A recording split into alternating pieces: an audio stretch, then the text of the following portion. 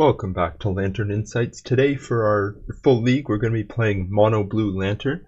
It didn't do too well in the poll last week, but I decided to make an executive decision and play it on the channel because I kind of want to showcase some aspects of it that I think are a bit underexplored. So if you haven't seen Mono Blue Lantern before, obviously we're playing the core engine of Lantern of Insight plus Codex Shredder, Lantern allowing us to see what our opponent has on top, and then Codex Shredder being able to mill that in order to control what our opponents draw, and then finally using Ensnaring Bridge to stop their creatures from attacking. So in most lists of Lantern you usually see some number of discard spells, and in this version we are replacing them with counterspells. So we're playing 4 Metallic Rebukes and 3 counterspells. Metallic Rebuke is a bit easier on the mana, however counterspell obviously is more powerful if they've built up their mana sufficiently. In terms of the rest of the deck, we're basically like as Mono Blue, we're all islands, which means we're much more resilient to Blood Moon than a lot of versions. Obviously it's still good against Saga, but for the most part Blood Moon doesn't really concern us too much at all. We're playing Mishra's Bauble, very nice card, bit of added filtering, has some added benefits with Codex Shredder where you can use it to look at your own top card and then mill it. One card you might not have seen much is Witching Well. It's just a nice ETB Scry 2, and then you can cash it in later to draw cards. I'm trying it over Preordain. Preordain is a bit more of a powerful card. Obviously, like being banned, Witching Well wasn't. But Witching Well is very nice with Whir of Invention, as it allows you to kind of smooth your draws out early, and then get Whir of Invention up to 3 easier. Like on turn 3, it makes it easier to have Whir be able to find Bridge. Where if you go Witching Well on turn 1, 2 1-drops on turn 2, you can Bridge for 3 on turn 3. Or you can Whir for 3 on turn 3. Another thing with it is that sometimes with Preordain, I'd find you'd have a bit too many cards in hand with Bridge. However, this doesn't put any added cards in your hand, and so can help you get empty pretty quickly. Additionally, that draw 2 flexibility I think is going to be very useful against some of the bigger decks in the format, just kind of helping us keep up when we need some added card advantage. In terms of our other singletons, we got 3 copies of Pithing Needle. I think it's just a very good card to have in current Modern. Shadow Spear, if we're on the Constructs plan, it's very useful. It's going to give us some lifelink, very good against Burn. Anything kind of aggressive that we want to be beating down with Constructs, Shadow Spear is going to help out with that. We have Soul Guide Lantern for graveyards, and then Cookbook just to empty our hand, and very good against Burn. And then Welding Jar, obviously to protect against any destroy-based decks. It's not super necessary main deck. It's good with Whir of Invention, much more relevant sideboard. So a lot of decks might not have a ton of destroy effects in their main, but then after sideboarding, they're going to have a lot of destroy artifacts. In the sideboard, one thing about this list, we're playing 3 Emry. I think the card is very powerful, however, it doesn't fit in a ton of shells for Lantern, if you're not playing blue. It is a very strong card though. Opponents with Urza Saga making constructs, they're a bit more likely to leave in creature removal than at one point in time they were. Like at one point it would be able to, they'd take out all their creature removal, but usually they'll leave in some these days, and so Emry is very strong, very powerful card. You can use it to loot bauble, get any pieces of your lock back. We're playing Ashiok. It's very good against decks like Titan, the 4 color piles. Just has some pretty strong matchups. The couple dismembers, being mono blue, we don't really have any ways of dealing with creatures. One card that I considered was Raven Form. Is this common from Keldheim? It's pretty slow, but it allows us to remove artifacts or creatures. However, for this league, I'm not playing with it, just going to be using Dismember. We have 1 Emrakul for mill. I think that just really solidifies our game plan there. And then just a bunch more, Void Mirror, Torpor Orb, Damping Sphere, Cursed Totems, things to get with Whir of Invention that shut down various strategies. The 4th Needle, Elixir, again, mill, burn. and Welding Jack. Anyway, that's going to be the list we're playing today, and I will see you in round 1. Alright, starting round 1 on the draw. Hopefully we can get a good hand here. I think we can keep this. Can use Witching Well to hopefully find... We keep this 4 lands on the draw. And we have the lock by turn 3. I think this is actually a mulligan. I think we just have much better hands, and this one I will take. We'll put the Shadow Spear back. Yeah, I think it was correct to mulligan there. Just 4 lands. Counterspell on the draw is a lot slower than on the play. Misty Rainforest or Living End I think is probably our most likely matchup. But obviously there's still a lot of decks at this point. Living End doesn't, or one fetch land doesn't narrow it down too much. I think we'll just lead on the well. You don't want to scry to either some form of Graveyard Hate or just Lantern, solidify the lock. They did pause for a while. I mean, they have a fetch land up. I could be thinking about Force. I don't think there's really a world. Should we put the island on the bottom and ruins on top? That was a mistake. Should have put ruins on the bottom and island on top. I have War of Invention in hand. I was thinking I already have 2 colored sources. I should be good. Oops. Starting off strong, as always. Oh, Ketria Triumph. Alright, so we could be looking at 4 color Rhinos. I think it's very, very likely. And so we'll see. Hopefully we are going to need another... I think they're icing our island here, but it won't bother us much. We're still going to go Shredder into Bauble. It's definitely... Yeah, definitely Rhinos here. I'll take it. I think it's a good matchup. If I can remember to put put islands on top instead of ruins. And then we'll do this in their upkeep probably. Peek at our top card. Yeah, I'd rather not get this Shredder Tidebindered yet. Another island we're pretty happy with, and it's going to allow us to go island slam bridge. If that gets countered, so they could be holding up Force here because they've cast the Outburst on their turn. Mutavault also likely means they're playing Flame of Anor. They did reveal a good chunk of their deck. If we take a look at this, we got 1, 2, 3, 4 Force of Negation. So this is actually pretty good. We know they don't have Force. So our first bridge is going to resolve. And Witching Well can hopefully... I mean, we'll use this War of Invention to find a Lantern next turn, and hopefully we're in good shape. One thing with this mono blue list is that sometimes you can get counterspells stuck in hand, and one of the things that I've tried to mention in earlier videos or when discussing the deck is how the deck functions. Like, there aren't too many matchups where you actually need to have your hand totally empty.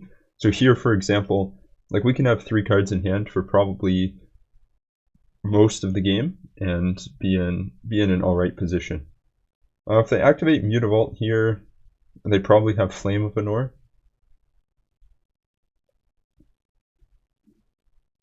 So it looks like they are going to be blowing up bridge. Drawing 2 cards. So that put us for 8. We're not just dead. So it'll depend what we draw. I think we want to be able to whir here. They can hit us for 10. 6 cards in hand. We can't whir. I guess we can whir for bridge. I'm just going to scry here, play the ruins, hold up counterspell.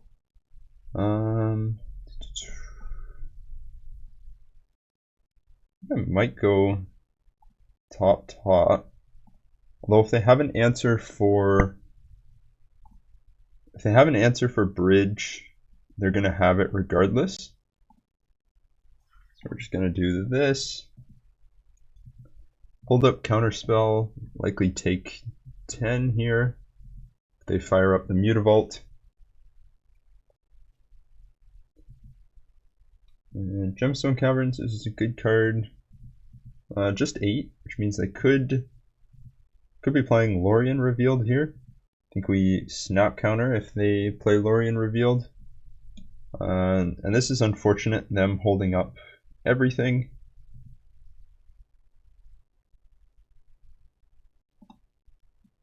We are gonna play Saga, and in there, it doesn't really matter. See if they tap down for anything. I mean, we're gonna go for it. Don't think it's super likely to resolve. Okay, they probably have some answer here, but we'll see. Take a bridge and hope. Could have Boseiju, Odawara, a fairly large number of answers. Although if we do get to our next turn, we'll be able to hold up count. Oh, they got Flame of Menor again.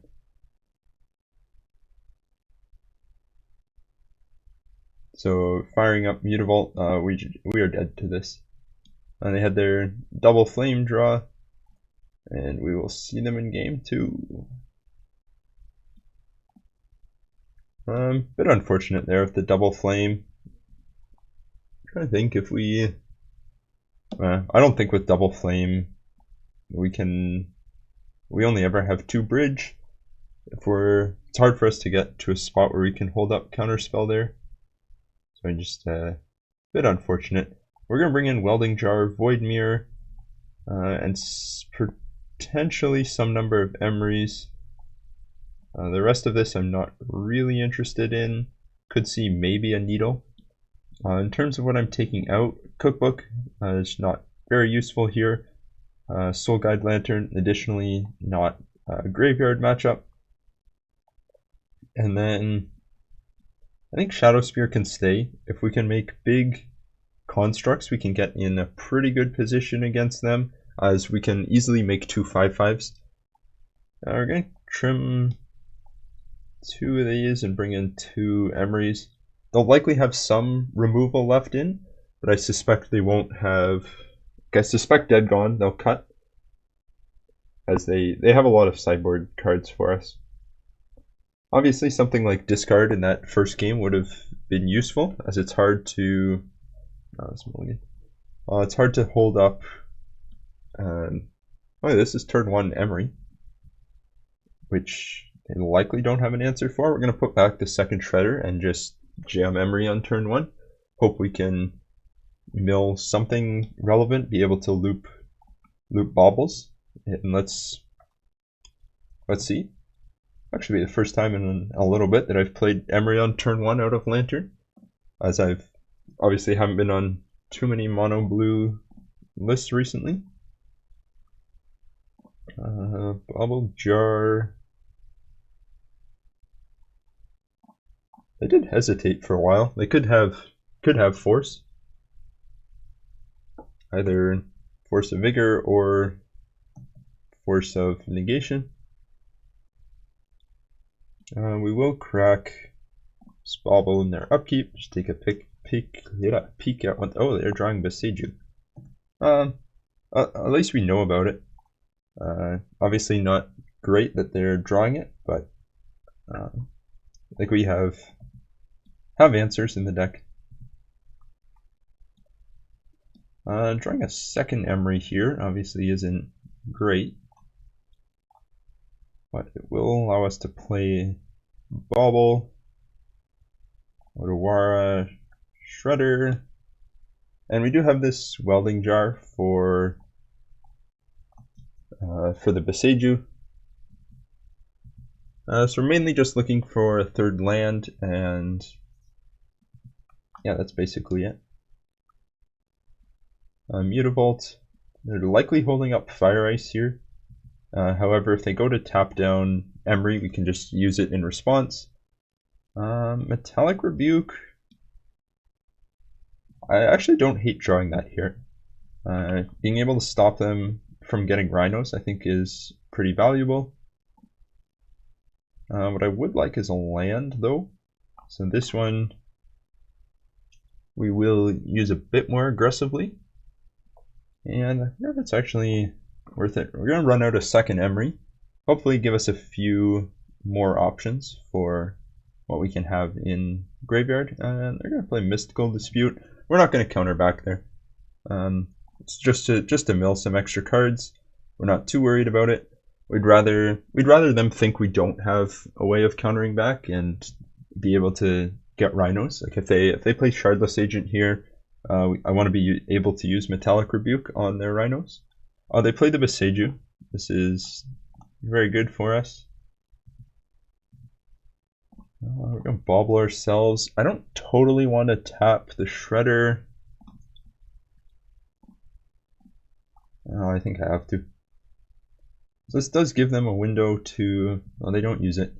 Like, obviously there's definitely some mindset of just like just wait always till the end step of your opponent's turn, I think, taking over there, where it was probably correct for them to cast their Rhinos when they could. If you're going to Tidebinder this, we are going to rebuke this, and yeah, we're going to pay full price for it. I mean, they can force here. I think if they force this, we're in pretty good shape. As this Emry's really been putting in serious work this game.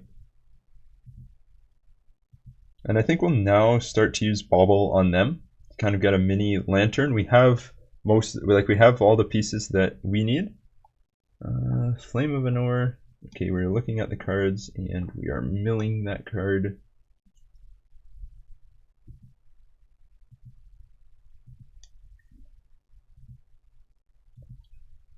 So still 5 cards. They go for Rhinos here.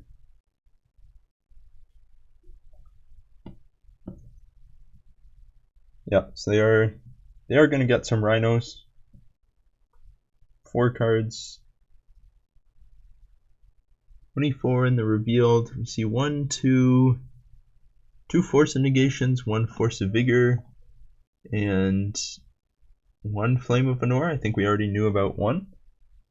Not super worried about this. I think I will crack Bauble. I got a Rhinos coming off Suspend. Yep, I will draw some cards. Yeah, go to Upkeep.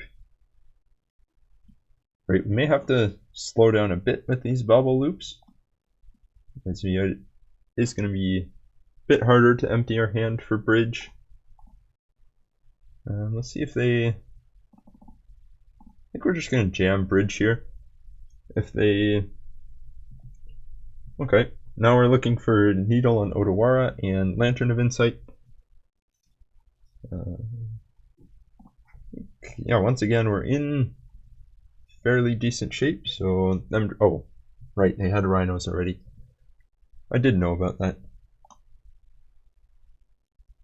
But I think we're in pretty good shape here. Emry has been very good, but I think we likely cut her next game, as I think it's almost guaranteed they bring back in some removal. Just like seeing her do so well this game, I think is definitely going to cause them to want to bring her back in. And honestly, drawing another Metallic Rebuke here would be very good. Also, just regular drawing of a Lantern is quite strong. I did leave 3 mana up, but importantly not double blue. Counterspell on top makes me want to grab that right away if I can. They could get Tidebinder here. If they Tidebinder, I'm gonna get Torpor Orb. I didn't bring in Torpor Orb, did I? It's in the side. Don't think I have any answers here, although I am relatively happy that they're using that on Tidebinder and not anything else. I'm just gonna grab another Shredder. They don't have lethal. Yeah, they can counter Emry, and it'll lose its abilities, but they can't attack with the Tidebinder. I mean, yeah, I'm not too worried about that. You can get in for 3 here if they use Violent Outburst, but like at this point, most of what they do I'm not too worried about. Odawara is kind of their only real concern, but if they use Odawara here, we are able to get another Flame of Anor. Or they're just attacking with Mutavault.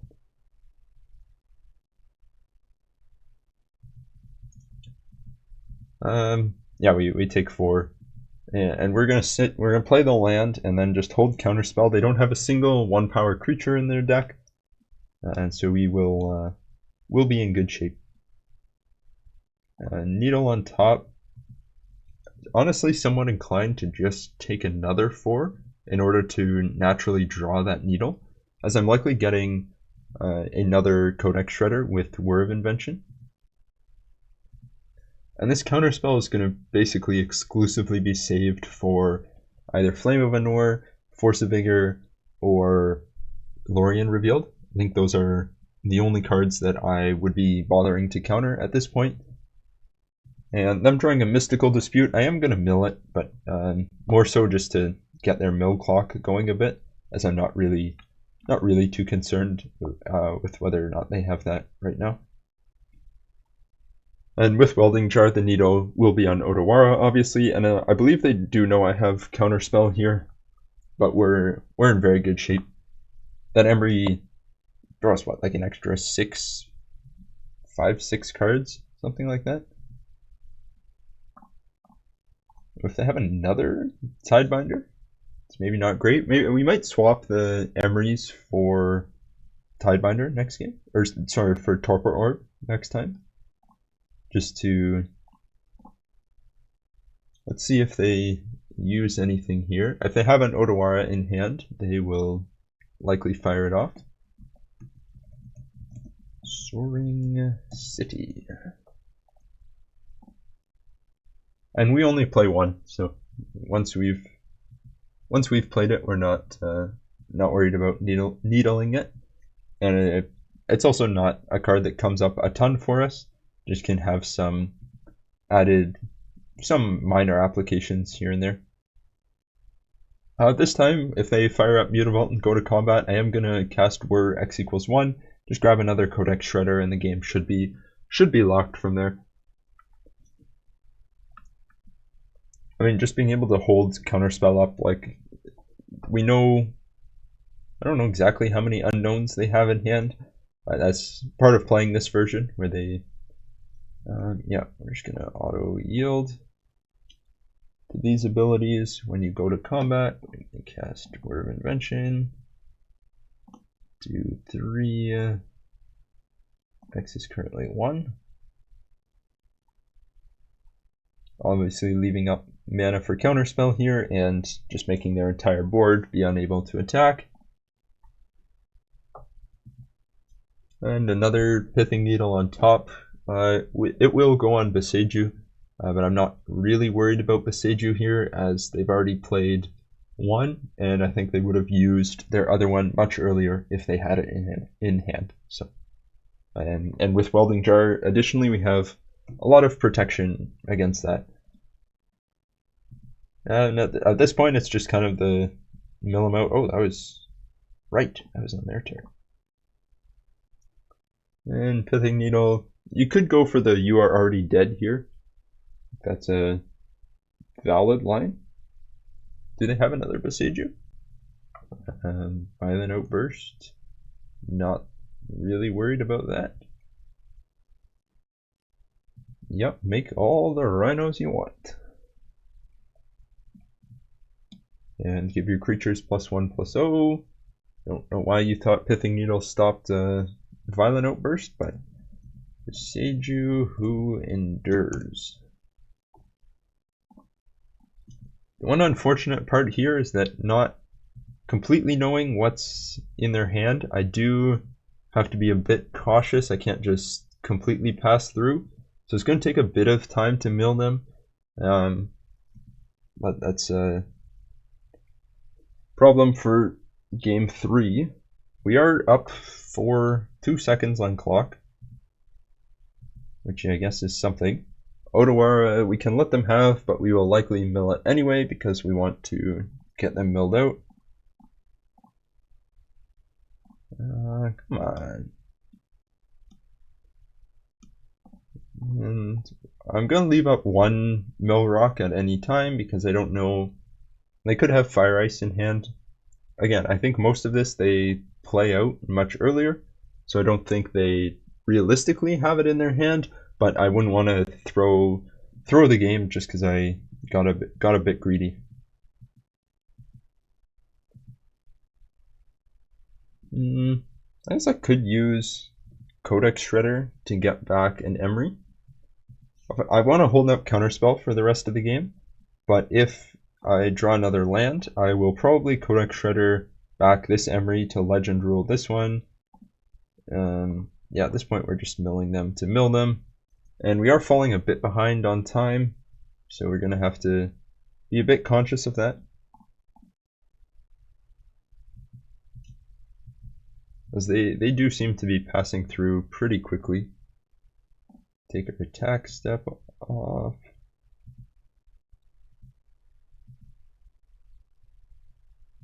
I mean, they may just be playing it out to use our time here. I got no idea what they have in hand. Obviously, when they go to discard, it likely means they don't have much. So we are, at this point, we are just going to mill. We got double lantern if we really need it. And yeah, at this point, it's just a nice, tidy mill them out game. And probably going to skip through this. I will see you when we win it. Alright, so we're jumping back in, and they have 4 cards left in deck, so they are dead next turn. Although this is not good, as it appears they had been holding a Brotherhood's End for most of the game. And I mean, this is, I mean, if they have Mystical Dispute, dang. So it does appear as if they, like, I did not let them draw Brotherhood's End. They're going to force this counterspell here. 1, 2, 3, 4, 5. What we can do is sack Codex Shredder to return Metallic Rebuke. 3, 4, 5.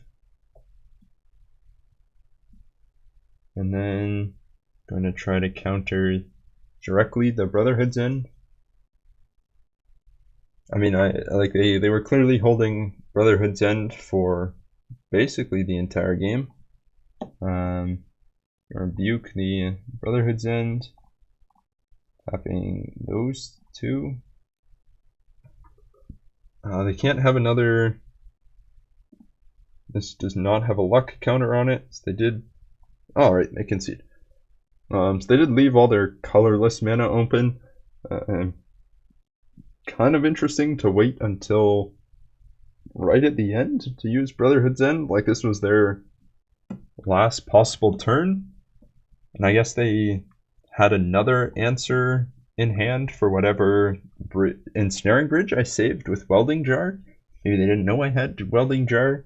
Well, at any rate, we are down about 2.5 minutes, but hopefully for next game we can even that out. We're going to bring in a Torpor Orb and bring in back in another counterspell. We saw enough things that we want to hit with it. And I think they likely bring back in some creature removal just because of how good Emry was in game 1. And we're going to keep this. Obviously it needs a bridge, but we got some hand smoothing in these wells. You're able to play Lantern and Shredder on turn 2, barring a any sort of fire ice, ice specifically. Honestly, I think we just take double land here. And so in something like that, obviously it looks a bit worse than Preordain, where basically just left the 2 cards on top.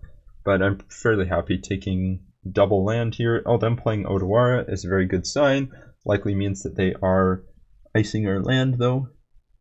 Let me just add in the stops that I want. Let's see if they force a Lantern. We are going to get a pretty solid lock online pretty quickly, but we will need to find Ensnaring Bridge. So should be a little bit of work to do that. Yeah, we can skip past through here. Could have Mystical Dispute in hand.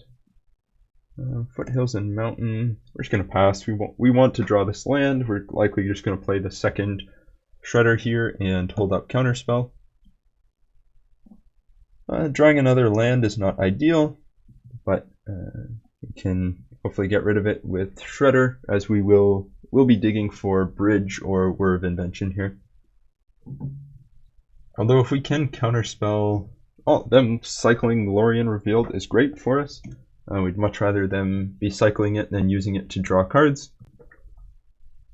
However, it does mean that likely most of the rest of their hand is action. Whoops, passed a bit too aggressively there. Bridge on top is very good. Go for thinking about something in our draw step. I'm just going to play out a Lantern, play out a Witching Well, Scry 2, Shadow Spear bottom, and Snaring Bridge top.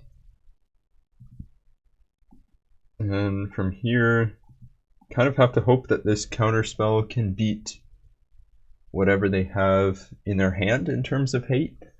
Although we do need another land in order for that to work. If they don't Cascade here, they do Cascade here. Well, I think we still use the Counterspell. I guess it'll depend what we see. This will dispute 1 force. I'll force them to use their Force of Negation here. Or Mystical Dispute. Either way, it's not a Counterspell that is going at Bridge. Although I don't, based on how they've played this, I don't think Bridge is very likely to resolve. Especially with how telegraphed it is. Another agent does put us kind of close to being dead. But seeing a force on top from it is good. I mean, it's going to come down to whether or not this bridge resolves. They're going to smack us for 8 this turn and then just have lethal next turn. So it's kind of bridge resolve or bust. And if they have an answer for bridge, then they got us. But not a ton we can do otherwise. As like I talked about, Counterspell is draw step stop is much harder to hold up than Metallic Rebuke, which is, I mean, it resolved, but I think they likely have some sort of answer to it. That they either Force of Vigor, Flame of Anor, I mean any answer to Ensnaring Bridge works here. And Force of Vigor, that will kill us. Alright, tough loss to Rhinos there. Metallic Rebuke over Counterspell. Obviously we're playing for Metallic Rebukes, so it's the stronger card there. As I mean, Metallic Rebuke wins there. We counter the force, and they have 1 card in hand, and we just mill them out the rest of the way. Tough tough loss all around, but we'll be back for game 2 shortly. Alright, starting out on the draw, easy mulligan here. Too many counterspells, not enough land. Again, another easy mulligan. At least a certified noob mulliganed once. This is much better. I think we put Ruins and Pixis back on top. Trust that we can use Shredder to find another land and go from there. Verdant into Blood Crypt Scam. Inti could be any sort of Inti shells, I guess. Asmo decks. Definitely a lot that they could be doing here. We are going to use bauble on our turn as we what's it called? Orcish Bowmasters. You know, we don't want to be playing into. But I think if they show you black mana, it's very reasonable to just Street Wraith, likely an Inti brew. So fully expecting Inti, Asmo, Grixis Shadow here.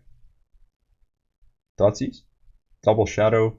I mean, this is going to be mildly annoying. However, we don't do any damage to ourselves, which is the one good aspect of that, where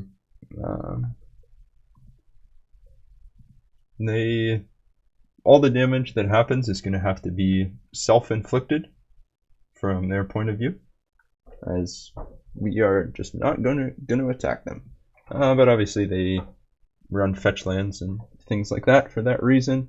And like we talked about playing around Bowmasters, Preordain, I'm not too worried about that. If they tap out here, I'm quite happy.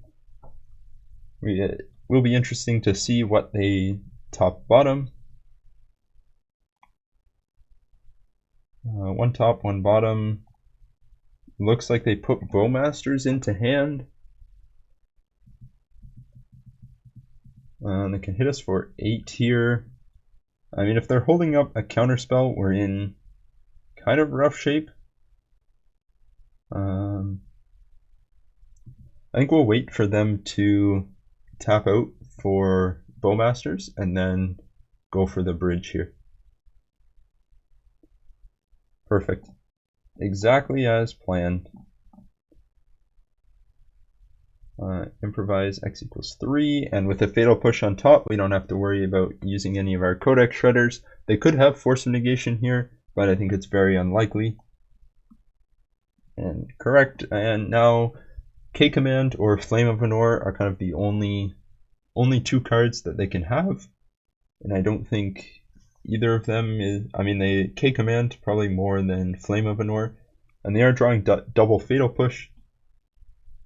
So we know they have 1 push in hand. I think we're in very good shape here.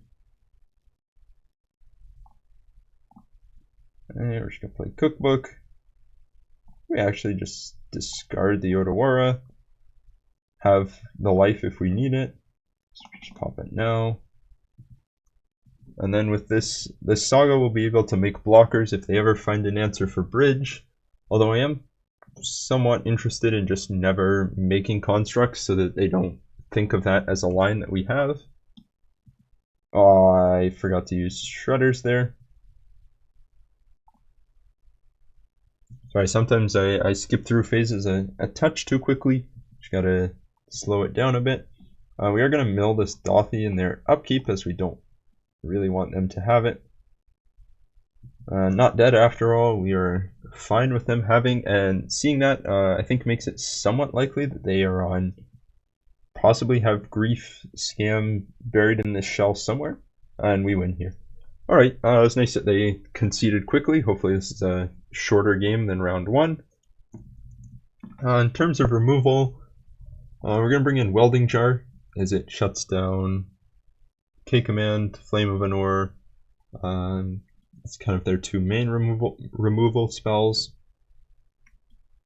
Kind of want some number of dismembers, mainly for Dothy Voidwalker. I guess if we have Pithing Needle, we don't care too much about it. So it does shut down Emry if we want to use her. What do we want out? Soul. I think this is a Shadow Spear matchup. It could be actually. Counterspell. Counterspell is a bit clunky. I don't know if there's anything close to Metallic Rebuke, but I'm liking the rebukes a lot more than I'm liking Counterspell. Just being able to set up our board and then essentially play it for 1 mana has been much stronger than trying to hold up 2 mana for Counterspell. So that'll be something to look at in next couple games. Holding Jar, Dismember. Wonder if they are on Scam, we definitely want the Dismembers too. Which also means we want Soul Guide. Maybe we just take out 3 counterspells. They're a bit too slow, too clunky. We saw the Not Dead after all, so I wouldn't be shocked if they played Grief. Now they could just be playing it for like just to bring back Death Shadow or Dothy Voidwalker. None of which seems great. I think we mulligan this. Doesn't really do much and is very, very slow. This is much better. I'm gonna put the Needle on the bottom. Don't think it's super relevant in this matchup. Obviously not a great hand, but I think it's pretty reasonable. Fat Shock Thoughtseize here. It does put them down to 13 right away, if that is the line. One card that I could see playing in this list are Ley Lines in the sideboard. Something I thought about, but I wanted to run it through a league without them. Obviously, they'd be quite strong here. I think they'd probably take the Shredder or the Rebuke. One of those two. If they take the Lantern, they likely have some form of Grief Scam. And it is the Shredder. We were correct. Come on, Thoughtseize Bug, bring us a Shredder. Let's play the Bauble. They are at 13, importantly, for Death Shadow. Engineered Explosives. Alright, that's going to be... I kind of regret putting that Pithing Needle on the bottom. This is... Put Bridge on top and then Saga on top, and it's pretty good here. I'd say I'm quite happy to draw those two. Next turn we can go Saga. Alright, we draw off Bubble. Next turn I'm able to go Saga, Soul Guide Lantern, hold up Metallic Rebuke, and importantly we do know about these engineered explosives that they have. They will be able to damage themselves a lot more. But, Soul Guide Lantern. They do know about Metallic Rebuke, so less... I wonder if we should have exiled Thoughtseize because of Snapcaster. I don't know how likely they are to be playing Snapcaster here, but probably a Bowmaster's flashing in would be my guess. Or just paying life. Bowmaster's is fine here. Gonna make a couple constructs on our next turn. Try to hold up Rebuke. I could see them playing Engineered Explosives on 0. This I will... I mean, it's probably what they take anyway. They could EE on 1 here. Although EE on 0 makes more sense if I'm able to make a big construct. Death Shadow on 3. I am just gonna hold up the ability to make a 3/3. If they want to play Engineered Explosives on 0, I think I will take that. Like if they play EE on 0, pop it.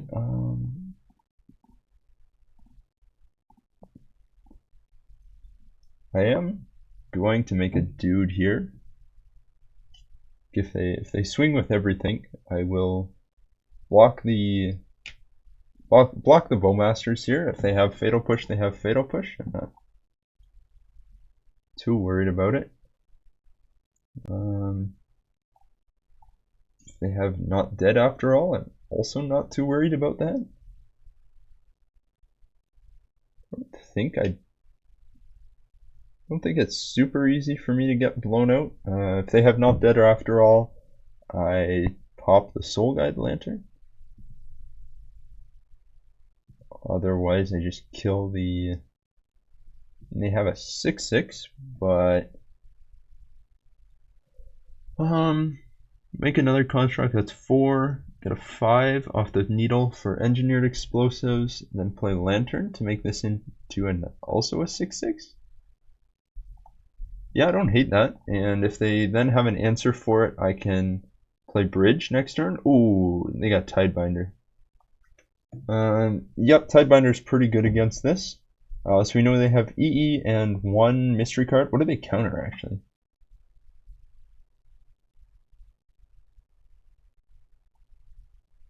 They countered the... Why did Saga die? I don't know why Saga died there, but I guess it did. EE, I guess they kind of have to decide if they're going to go 1 or 0 here. Obviously, yeah, why did... Okay. Tidebinder is very strong against... Oh, they're going on 0. So they have lethal.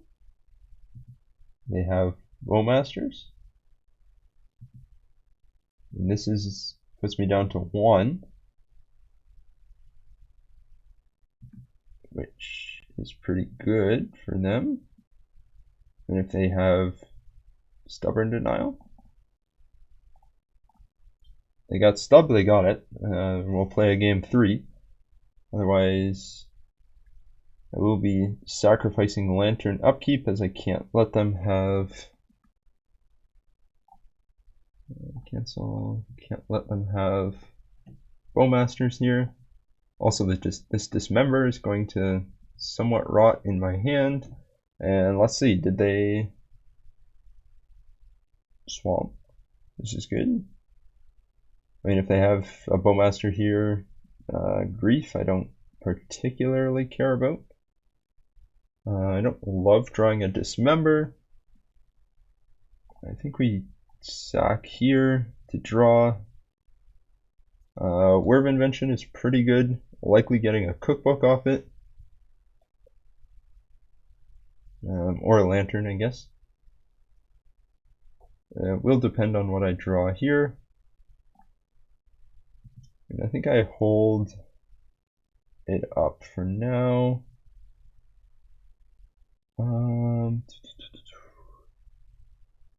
They have it kills me. I am going to use this Witching Well. I think I just grab Cookbook, discard this Dismember. We're not going to be casting it anytime soon. Gives us a bit of life gain.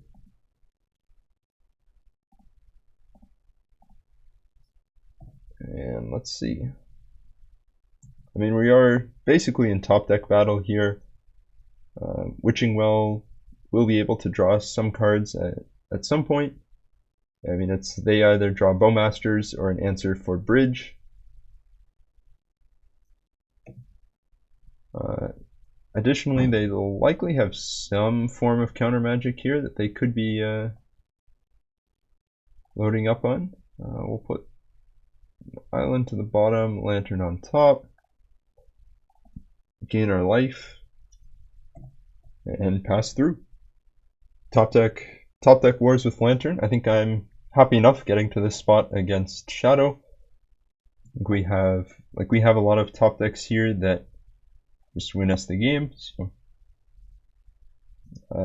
we'll see how much counter magic they have.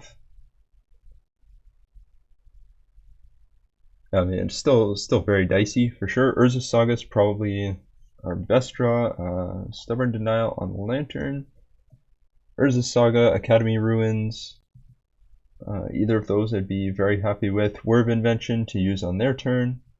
Them playing another shadow doesn't change anything. We are still dead regardless. We just can play Pixis. Instant resolves there is pretty good. If at some point we draw a land, we'll be using these Witching Wells, but I don't. I guess we could use them at opponent's end step. And let's see here. Another one. I guess this goes. There's no real way this goes south for me. I can always discard to Underworld's Cookbook if I need to. And so likely just gonna pop a Witching Well here. Try to refill, likely holding up some number of counter spells. So do want to be able to hopefully try to bait something. Am I throwing out a bridge as bait? I guess so. A second bridge resolving is pretty good. We want Pithing Needle here for engineered explosives. Double bridge we'll put on the bottom. As functionally here, 1 is the same as 2. And we'll just pass through. We could be using Pixis, but I think we have more silver bullets than they do probably. Dothy Voidwalker, as long as we don't exile anything too strong. We're gonna play the plane, or play the island. Honestly, we probably use Witching Well. Yes, it gives them information, like they can use Dothy to cast it. However, like with Pixis, if they just scry to the top, we can remove it, and it's still a top deck battle. We don't have any creatures to get back with Cookbook. Likely a good number of counter magic still here, but I think I'll take this position. Word of Invention, importantly, can get engineered explosives, but we with double whir, I think we're gonna go for the upkeep double whir, because I think it's hard for them to know we have 2. Improvise X equals 1. Let's see how many counter spells do you have? Lantern of Insight, and probably use Pixis this turn. They're gonna use their fetch. Murktide we don't care about, and I think we're in pretty good shape here. If they had another answer, they likely would have used it already. So technically we can cast Dismember. If we discard this Underworld's Cookbook, we can exile the Voidwalker, which currently can cast a Witching Well. Wonder if putting a needle on Voidwalker just to stop them from doing that is worth it. I assume they get Witching Well. That would seem to be... Yep, so they are going to be able to use it to draw cards at instant speed at some point in the future. However, this Dothy going to the graveyard is very important. I scried 2 to the bottom. They probably crack it right away. I don't know why they'd hold it, but I mean we're in pretty good shape here. I'll take Molten Collapse, eh? Word of Invention again.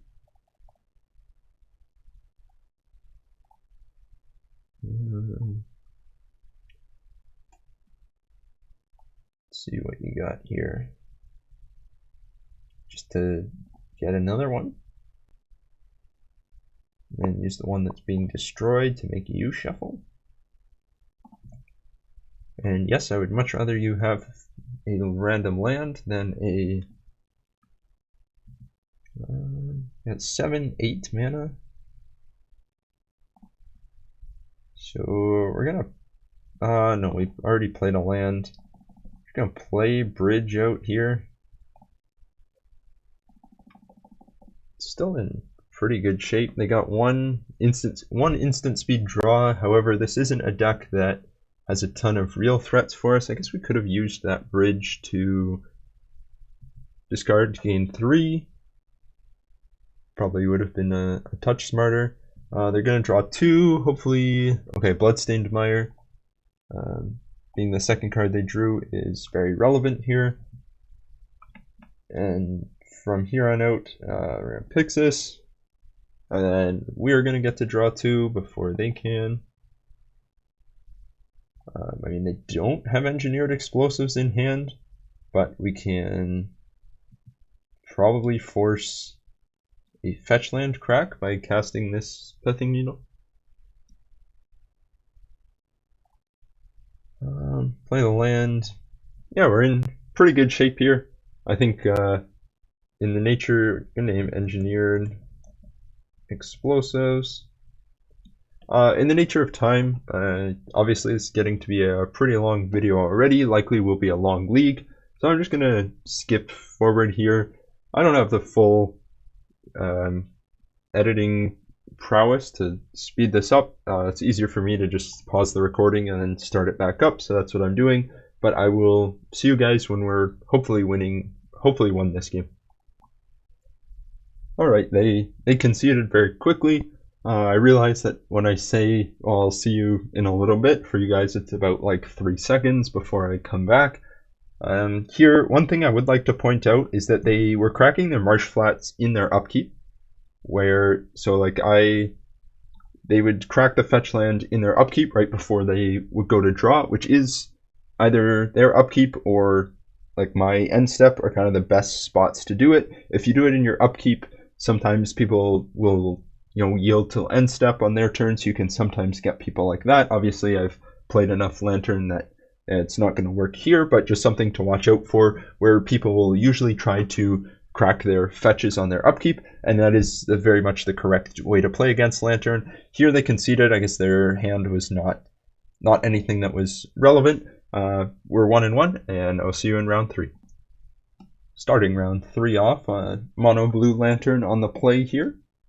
And this is a pretty solid hand. Lead on Grixis, hold up Metallic Rebuke plus Saga on turn 2, sorry. Let's see what we're up against. They could be forcing this. Oh, let us see. If you are watching this and haven't subscribed already, make sure. Ooh, Merfolk. Haha, I like Merfolk. You can play a Saga, play a Codex Shredder, hold up Metallic Rebuke. Merfolk, you say? Fishy, fishy, fishy. Tide Shaper, nope. No, you don't. Not here. Not here. Go back to the sea. They have 1 Odawara as their only answer main deck to a Resolved Ensnaring Bridge. Yes, they can counter it on its way down, but once it's resolved, I mean, force or bust for them here, I guess.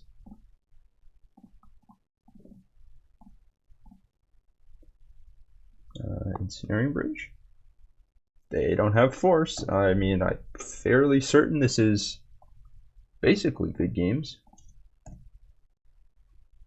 I guess they can attack with Dockhand forever and hope that I can't find a 1-drop. Wonder if we get Pithing Needle on Odawara and just trust that that is their only answer, or if we just go for the safer line of Lantern of Insight. Seeing that they're on Simic, they could have Besiju as a card.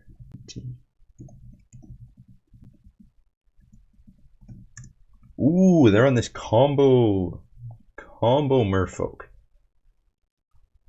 Alright, so they're likely Hex Catcher, whatever. So they are going to be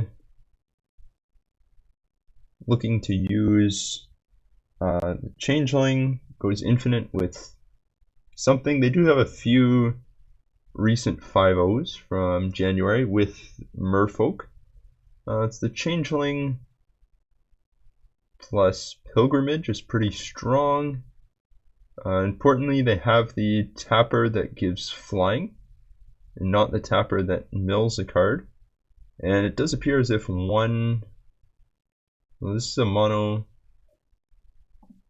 So likely changed something up since I last saw it, but we're just gonna grab a lantern here. I think it's the safer approach. We are gonna have to find a way. I doubt they play around counterspell. Svelun is fine letting them have. As like at this point, we're just about dumping our hand. Like they could have Besiju, I guess. Would not be good for us. Honestly, we want them to play more lords. Would be the best thing here. I guess they're holding up Dockhand to tap down something.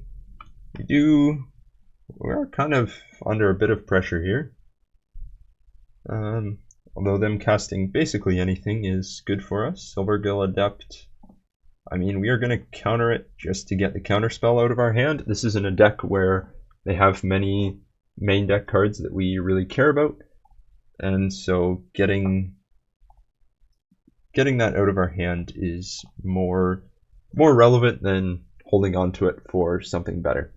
They could have Tidebinder, but we're not really going to be able to play around Tidebinder too effectively. I mean, sorry, we can play around it, but we're not going to be able to hold up counterspell mana for it. And with Word of Invention here, I mean, we can get Needle on Odawara, we can get Needle on Besiju, we can get Needle on the Moth Dust Changeling. Dockhand will not be able to keep us off it forever. Silvergill Adept, yep, you can draw another scout. And then Tidebinder, obviously we're going to mill this, but we are pretty good shape here game 1 against Merfolk. I think I would be fairly disappointed if we somehow found a way to lose this one. It explores. What does explore say? Oops. I just auto yielded to an explore trigger. But I mean, explore, if it's non-land, they leave it on top. Like, I'm not too worried about that. We're gonna play the Saga here, and then wonder how many. I mean, they're gonna sack some number of Merfolk to counter this for sure. But one thing about the mono blue version is that all of their island walk lords will be online very quickly, as we tend to play a lot of islands. However, Ensnaring Bridge and Merfolk do not like each other, so let's just tap it for 3. Done. X equals 3. Can you beat 2 Ensnaring Bridges? The answer to that is absolutely not. Okay, I will pay 1. Sack another fish. This one I will not pay for. No. I mean, there's like 2 cards that they can have in their hand, and I think we would have seen both of them already. I mean, Svelun we don't care about, can't attack, so it's never going to get the trigger. And Deep-Root Pilgrimage, obviously looking to combo that with the Moth Dust Changeling. And there is another Merfolk that controls the top. Ooh. You can draw them cards at instant speed. Oh, they concede. Woot woot. So we get game 1 against Merfolk. I mean, this is, when Lantern first came out, this was basically a buy for Lantern. For a good long while, it was always basically a buy for Lantern. And then in the last little while, they've printed enough kind of free counter spells and a few more ways of interacting for Merfolk. Specifically, we want Pithing Needle in for Vodalian Hexcatcher, Odawara are going to be their two main interaction for us, so we are going to bring both of those in. If I look at some of the 5-0s that this player has, he appears to be mainly playing mono blue, not really seeing any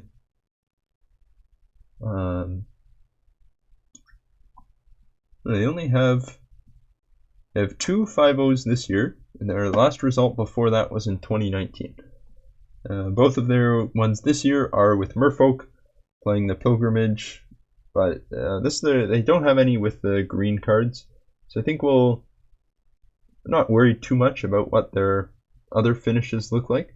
Looks like about 2014 they were really grinding some standard dailies. Pithing Needle in, Welding Jar. They are green, so I'm kind of tempted to leave it in. Cookbook, I don't want here. Soul Guide Lantern, not relevant. Shadow Spear could be nice.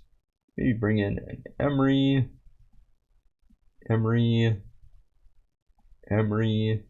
Cut the Shadow Spear. They have enough ways of disrupting Saga, I think. And we got a counterspell. Just a bit clunky here. Emry, I don't think is amazing by any means in this matchup, but better than lots that we are taking out. This is close. I think we can keep it with Bauble Emry, get her down on turn 2. Playing the Simic Pathway. Ah yes, the triple Emry draw. What a classic. Do they force here? I mean, they certainly thought long enough that it could be a force. Triple Emry here is not it, that's what I'll say. Let's check our top card. Oh, it's a land, we can keep that. I mean, and so like we'll be playing Emry next turn, but having 3 of them is probably going to mean that a lot of them get legend ruled away. Importantly, if they're countering things with Hexcatcher, then it will go to the graveyard, so we'll be able to use Emry to bring it back. I think there's also approximately a 0% chance that they have any way of interacting with said Emry.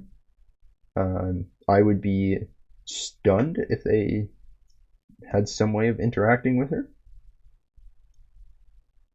Like, I would be very, very surprised if this Emry in any way was able to be interacted with.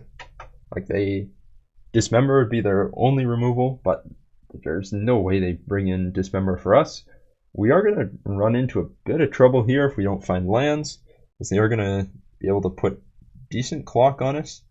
I cast Chalice on 0, but we bring back Lantern.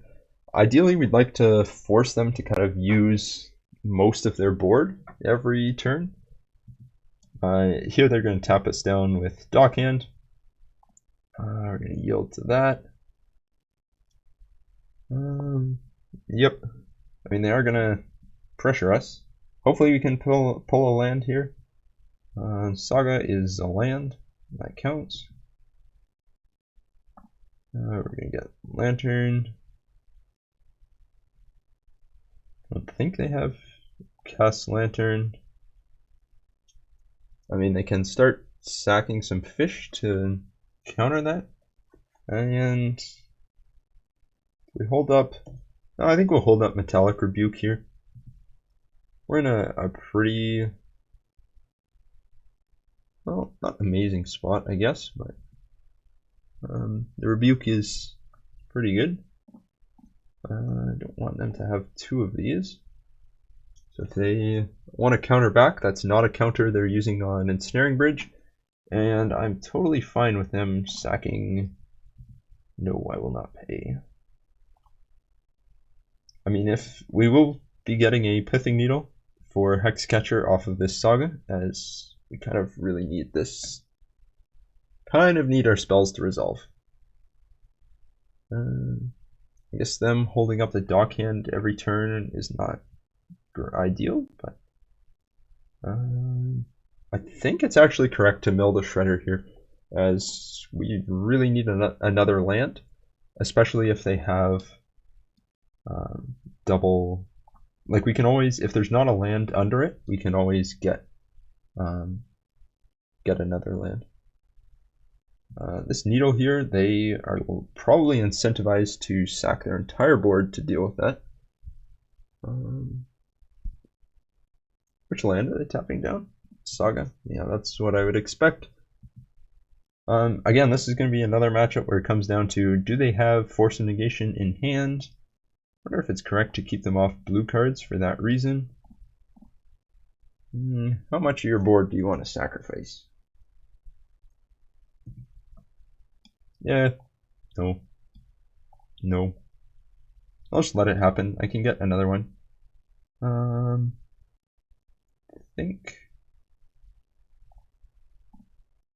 I'm gonna play another Emry here. I just need it out of my hand. Although I guess we can't. We're probably blocking. We do need another land. So we're gonna have to use Shredder, mill. It can hit us for a pretty good chunk here.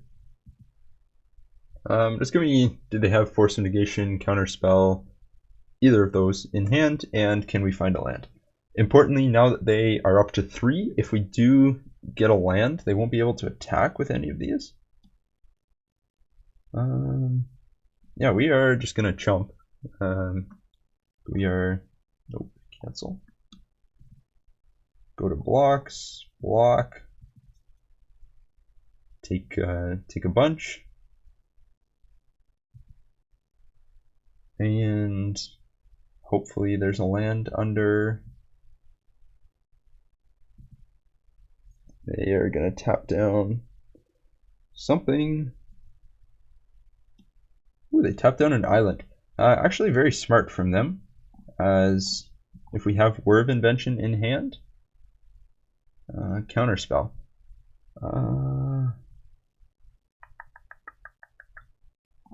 We gotta sacrifice Lantern here. Hope to hit a land. And then if we don't hit a land, we are gonna lose to Merfolk, which would be tragic. Yeah, obviously they go after the island to, if we have Word of Invention, we're not able to play it. So very, very smart on their part. Obviously they seem to know what they're doing, which is unfortunate for us that they know the tricks. Oh, we do find the land. This is good. If they don't have an answer to it in like the next 2 turns, we're just gonna need a turn or 2 to set up. Wendelian Hexcatcher.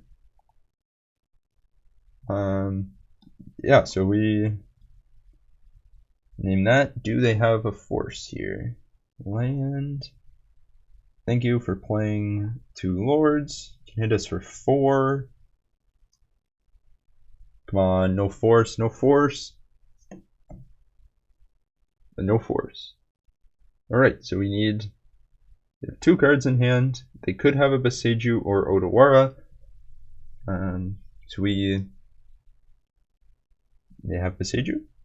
Silver Girl Adept revealing a Master of the Pearl Trident. Play that Lord. I think we're pretty happy with that. If they play the Lord, they can't get in anymore.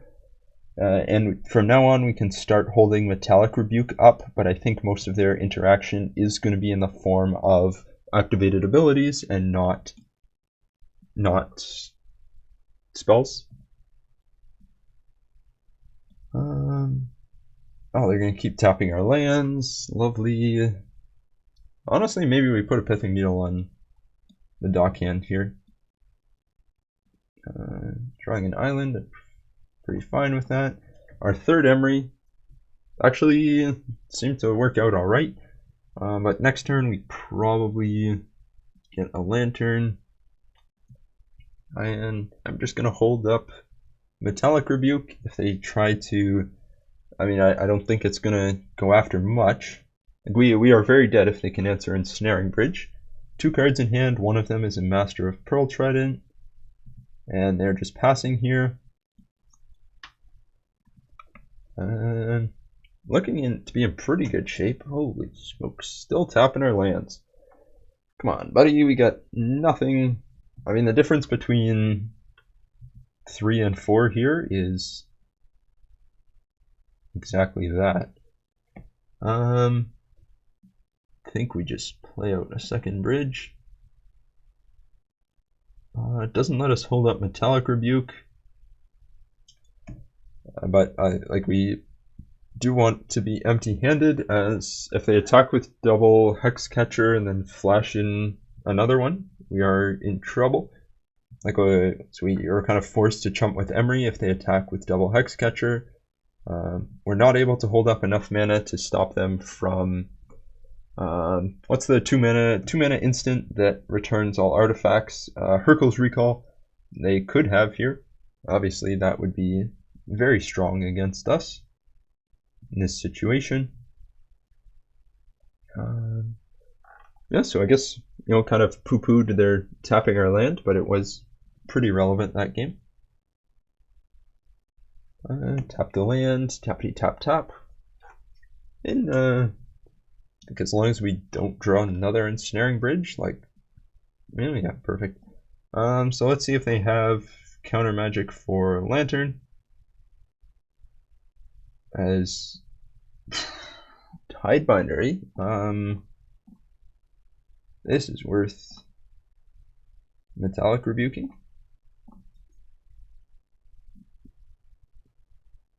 As we want Emry. Wow, this is the second game in a row where we're getting our Emry Tidebinder.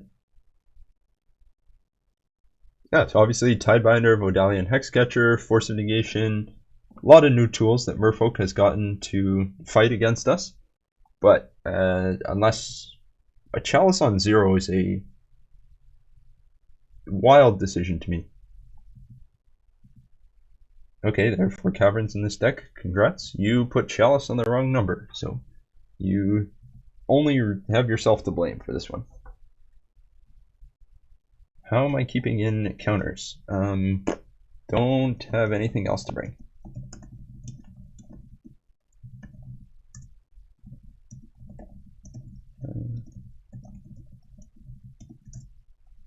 Well, easy, pretty straightforward against Merfolk there.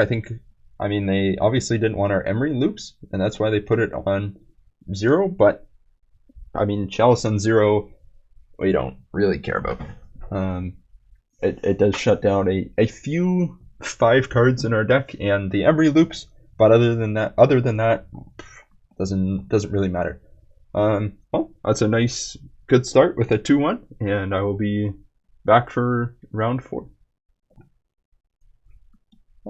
Lantern, mono blue Lantern, again, starting on the draw. This hand, I think, Rebuke is good, but the rest of the hand is not. Word of Invention, much too slow coming offline here. Yeah, I will be greedy and hope to get another land or just lead on Saga. I'm not opposed to doing that. Misty Rainforest could be a rematch of round 1. Bauble, see if they hesitate. Be a force deck. We're just gonna go Island into Codex Shredder. We have a pretty good curve here if they don't have any interaction for our plan. Obviously, with how long they're pausing, I think it's somewhat likely that they have Force of Negation. But this is actually a pretty force-proof hand if they are on Rhinos. If they're on Living End, a bit less force-proof, but might be punished on not leading Saga. Stomping Ground, still quite a few decks in play here. Likely, I mean, with Cycling Lorien revealed, this is probably Rhinos, so we'll be redoing our round 1 matchup. This is a very good hand against Rhinos. I think next turn we're able to go Needle on Beseju into Lantern. Just looking for that 3rd land, able to make constructs that are bigger than Rhinos. possibly get Shadow Spear off Urza Saga, possibly get another Shredder. If they counter Lantern, then we have the bridge plan. Although they do likely play Fire Ice here, or the ice specifically. And they could also have Blood Moon. Witching Well, I don't think we want. But I quite like this hand against Rhinos. I think we're in a very good position, despite them probably tapping our land here. I would be somewhat surprised if they didn't. Yeah. So Rhinos doing Rhinos things. Word of Invention, even better. And we're in pretty good shape here. If they force this, they're not forcing bridge. And we can get another one when Saga comes off. So I think we're definitely in command of this game so far. Force pitch Tidebinder. Holy smokes! Their hand either is loaded or they have no idea how to play this matchup. One of the two. Let's hope it's the latter. But they could just have all the answers in hand. I think they go for Rhinos here, and we probably just slam bridge. We'll be using, because we're only making a 2/2. Like we're making a 2/2 and taking 10, and then making 4/4 by the next turn, and they likely have some sort of creature removal in their hand right now. Yeah, we just slam bridge here. 1, 2, 3. Bridge. I mean, if you have force, you have force.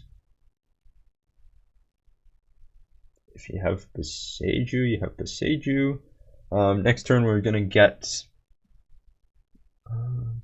probably make a dude, get Lantern, play Needle, Flame of Anor. Not a great spot to be in. We do sort of. I mean, we can make a blocker to block some of it, and yeah. So we need a blue land for Word of Invention. We're gonna get Lantern here. Lantern of Insight.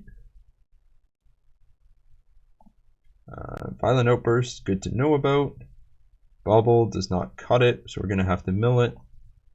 We're going to play the second Shredder just to have more opportunities to mill into that third blue land that we need here. Either third blue land or force we're going to have to get rid of. I mean, they're going to attack all, right? And we're going to move to blocks, block a Rhino. If they make more Rhinos, I think we're pretty happy here. Yep, Cascade, do your thing. So we take 5, 6, 7, 8, 9. We're down to 1.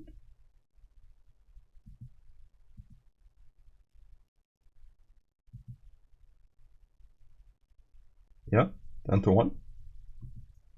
Did math correctly. If they have Fire Ice, we are dead. So we're gonna mill them, as that literally kills us. Force is not in their hand, so it doesn't kill us yet.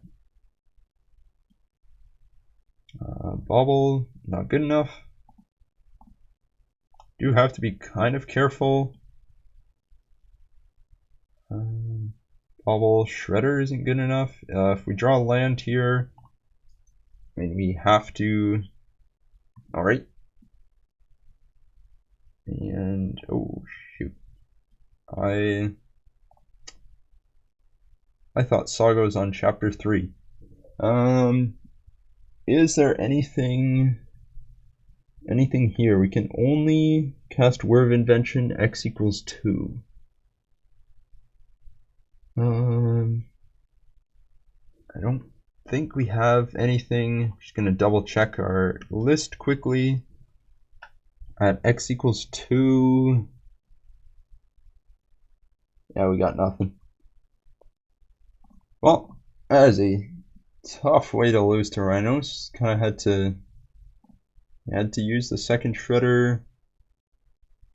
If we sack Lantern there, we still only have one up. Yeah, tough way to lose to Rhinos for sure. Just needed that land one draw sooner. Also, I thought Saga was coming off. How do we sideboard again? Brought in welding jars, Emry, void mirror, and then we trimmed cookbook, soul guide lantern, and counterspell. Played it like that last time, I think. I think I'm liking that more. I think last time we cut some witching wells, but I think I like Emry. She's been very solid in this league. Obviously, drawing three of her against Merfolk was an experience for sure. But we don't always need three.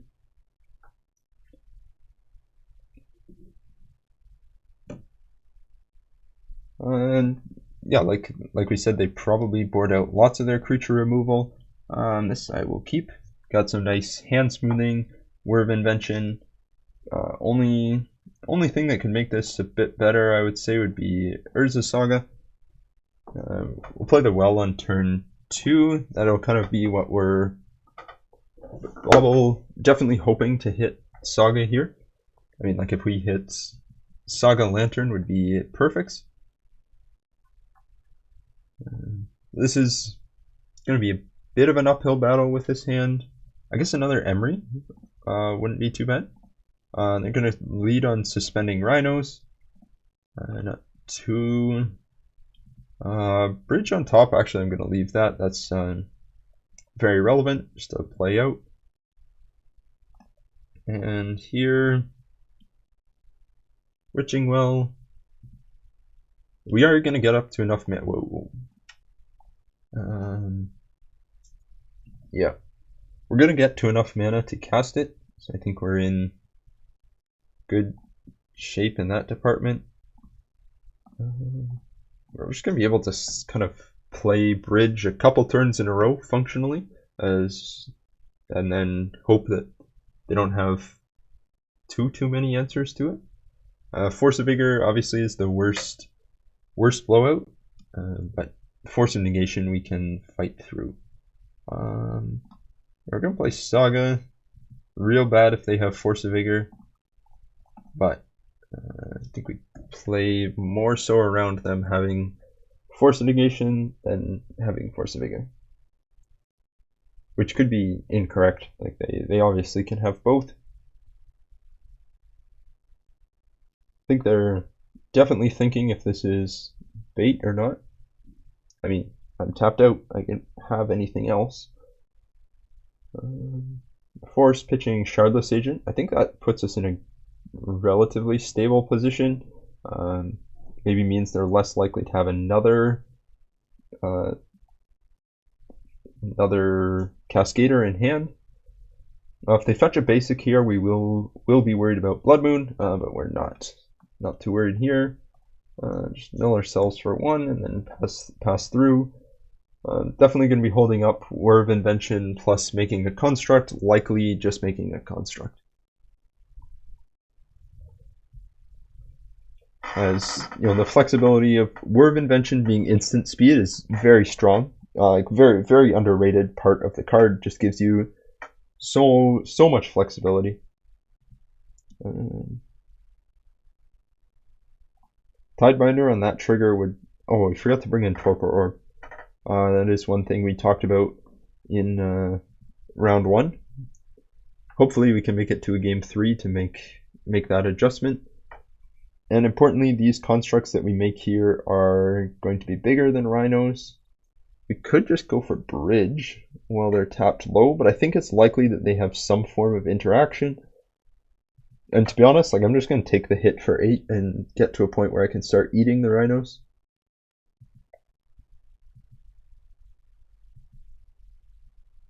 I wonder if they swing... Well, maybe we trade with 1. They grab another island. Let's go to combat, buddy. And let's make a construct. If they have Tidebinder here, and if they have Tidebinder, we're just gonna try to get an ensnaring bridge off of War of Invention. And yeah, we will trade for one of these, cut their clock significantly, and then this turn, oh, I guess we could have sacked Jar. No, there's no way to sack Jar.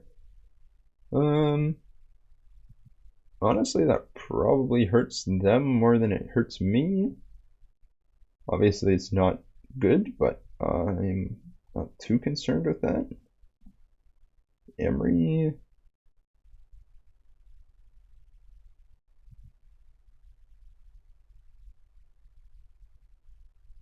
And then if they have Force, they can play it anyway. I'd rather they have to empty their hand to cast this Force. So I will do it on this turn. If they have Force of Negation, they're then empty-handed. We are able to... so we didn't have a bridge in the graveyard anyway, but from here, we did not mill a lantern. We have Needle, Bauble. Likely Bauble is what we start getting back. Or Shredder to... oh, we shouldn't be F6 here. One card that's been talked about is Pyroclasm. Though the 2 mana deal 2 damage to a bunch of creatures in red. Obviously not needed in this list, but I think it's an interesting take on how to beat Magus of the Moon.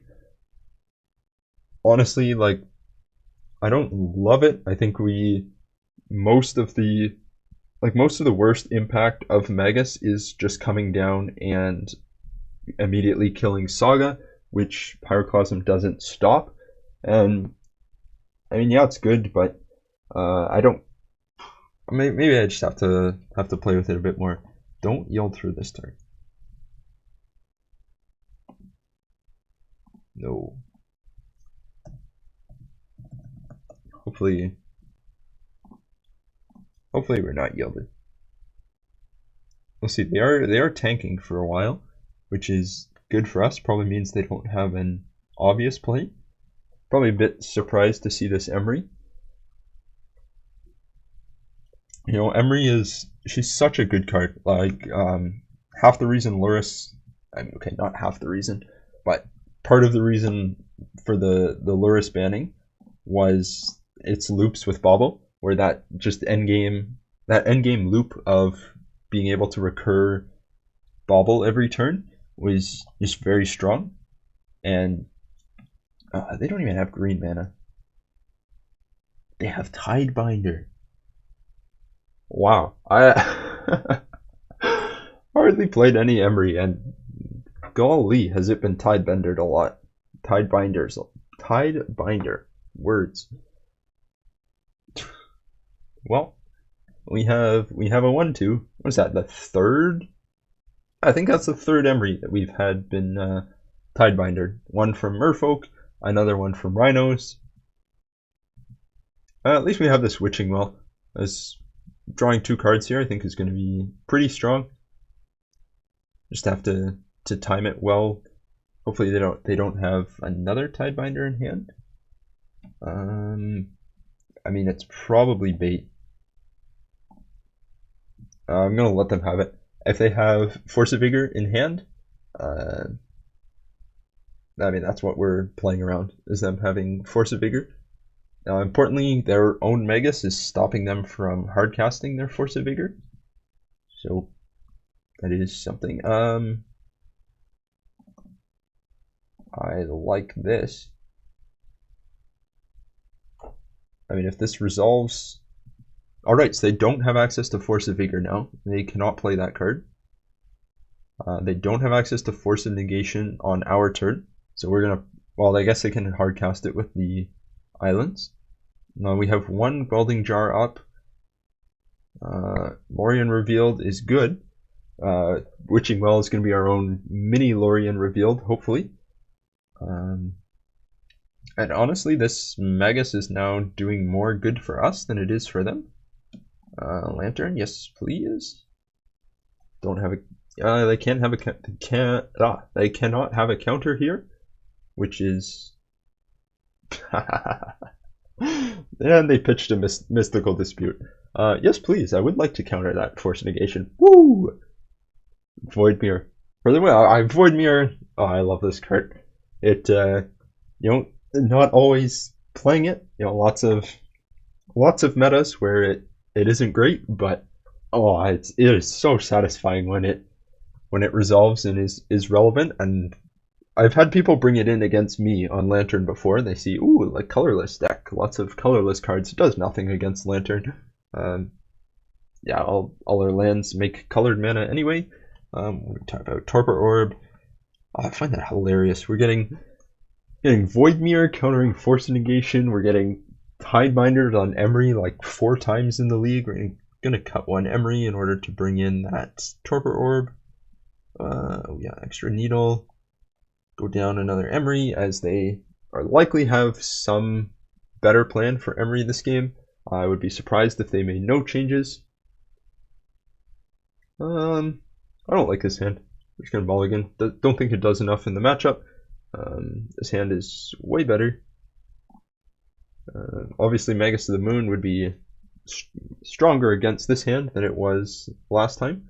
We'll see if they fetch a bit better than they did in the last one. And let's lead on a Shredder. I mean, if they want to force it, they could force it. And so, like against Rhinos, often your game plan is, Saga, make constructs, wait for them to answer constructs, then play bridge. Has been a very common line. Stomping Ground, untapped, Psycholorian revealed. Okay, that makes sense.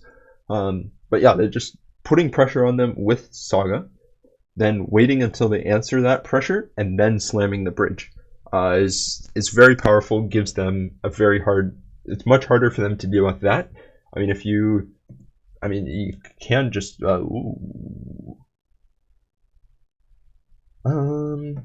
I mean, they kind of have to force that, right? And I'm just gonna force them to use a force now. I mean, if Void Mirror happens, we are okay. Well, Brotherhood's End or bust, I guess, from them. Like, we're just gonna be able to put a pretty quick clock on them, especially with how they've fetched, where we're gonna be able to make 2 5/5s, have the lock going, and yeah, they're basically in Brotherhood's End or bust. They might have Magus of the Moon here.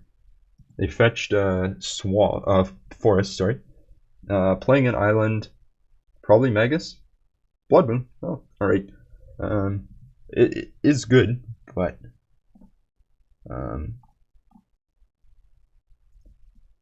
Needle. Yeah, Needle Besieger. Who endures? So, like we talked about, you play the Saga, force them to have an answer to that. And let's just randomly fire off some Pixis here. And then, so they use Blood Moon as their answer for Saga, and then now they're going to have to answer these double bridges when they are unable to cast Force of Vigor hardcast, or without hardcasting it, and they only have 1 forest right now. We have exactly Odawara is our only card that can answer this. Might as well hold it. I wonder if they Tidebinder here, actually. Probably shouldn't have done that. Oops. Well, hopefully, if we find a non-Saga land, we're still in good shape here. Yeah, obviously Tidebinder pretty strong there. Hopefully they don't have another one. And we'll see. I mean, now they have access to Force of Vigor, just hard casting it. And finding that second forest, not ideal. We kind of really need a land. Time to just slam a couple bridges. They have to have Mystical Dispute. If they try to cast Force of Negation, that would be hilarious. No, we are not going to pay for that, but we are going to try to cast another Ensnaring Bridge next turn. And let's see what you can do. Yeah, I think we probably just play the Saga out just to, well, we can't hold it in hand. 2, I guess, 3 cards. I mean, Voidmere is definitely... I don't play any Force Spikes, right? Just in case we'll run out this mountain. You have another Mystical Dispute? Alright. And from here, mainly just looking for Lantern is our key card. Bauble is pretty dead. They have Force of Vigor here, that's pretty good. So is Flame of Anor, getting to draw 2. So we're definitely behind. Codex Shredder can get back 1 bridge. And we can replay it if we draw another land. If we draw a Whir of Invention here, I think we're alright. Play Needle on Odawara. Soaring City. And we now have relatively few turns to find an answer. It's kind of an unfortunate game against Rhinos. I mean, Voidmere has been good. Obviously, we'd be dead a long time ago if they had Voidmere. This Flame of Anor is very strong against us. Like all first 2 modes are Metallic Rebuke is pretty useless. We take 3, we get back bridge, we take another 3, so we need bridge in this turn. Yeah, so bridge or bust here, as we do need 2 turns in order to play it. Although if they have double Violent Outburst, I mean, I might as well cast this, just empty it out of my hand. Means they can't have 2. We'll have 6 here. They're going to let it get countered, which likely means that they're holding up some other... we are dead unless we find Ensnaring Bridge or Whir of Invention. Not a bit of a tough one here against Rhinos. I mean, generally, I think we have a pretty good Rhinos matchup. These two games, obviously 0-2 against them in this league, isn't great, but bridge. Oh, all right, they just have fire. Well, that is good game. Pretty tough ones here. I think discard definitely matters significantly against Rhinos, just being able to construct your game plan a bit better. Overall, I think the deck's still performing well. I got both of our games against Rhinos did go to 3, so I think that is something, showing that we're kind of very, very close there. But this might not be quite the match, or quite the deck list specifically tuned for Rhinos. There may be some other lists against Rhinos specifically that are a bit more powerful. Yes, we would like to go first, and double bridge Shredder, good enough. Our only legendary that we play is Emry from the sideboard, so you are usually paying full price for Odawara if you cast it. I think it's pretty rare that you'll get discounted on it, but Wooded Foothills, 3rd time's a charm against Rhinos. Ragavan. Okay, we're looking at Temur Murktide, Gruul Storm. Not a ton of decks. Jund.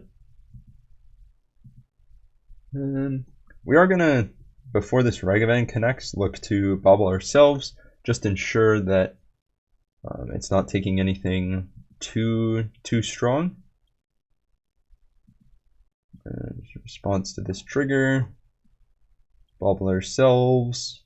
Yeah, I can exile a Whir of Invention, and we'll pass through here. Can't cast it this turn. It's gonna be Jund Saga. Yeah, all right. Looking like Jund Saga. Not. It's probably a 50-50-ish matchup.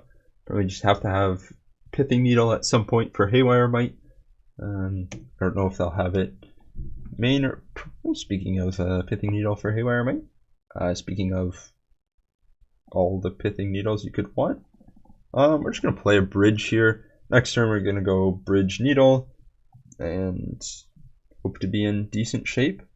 This is Ragavan getting in. Matters a bit less in the mono blue version, as I mean, Beside You already. Yes, I will go get a land. I mean, not great. If they have Ren and 6 here, we're just gonna be Pithing Needle extreme, but next turn we can go Odawara, Bridge, Needle, Needle, and then Ragavan won't be getting in anymore. Well, Shadow Spear is a good card.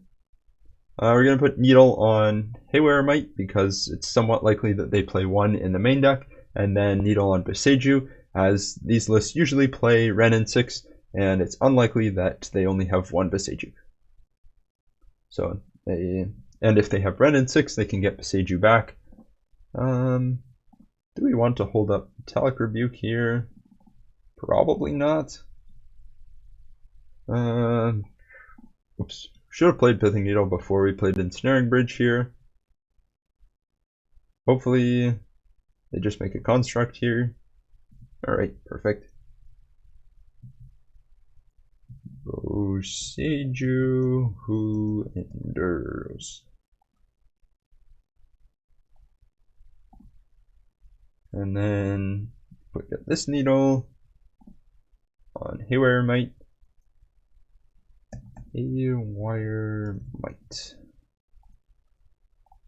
And then just pass through here. I think we're in pretty good shape game 1. They shouldn't have too many answers for this. They probably have some number of direct damage that they can do to us. Ren and 6 getting the emblem, I think, would be the only other thing that we're too worried about. Yeah, I think we're reasonably well positioned here.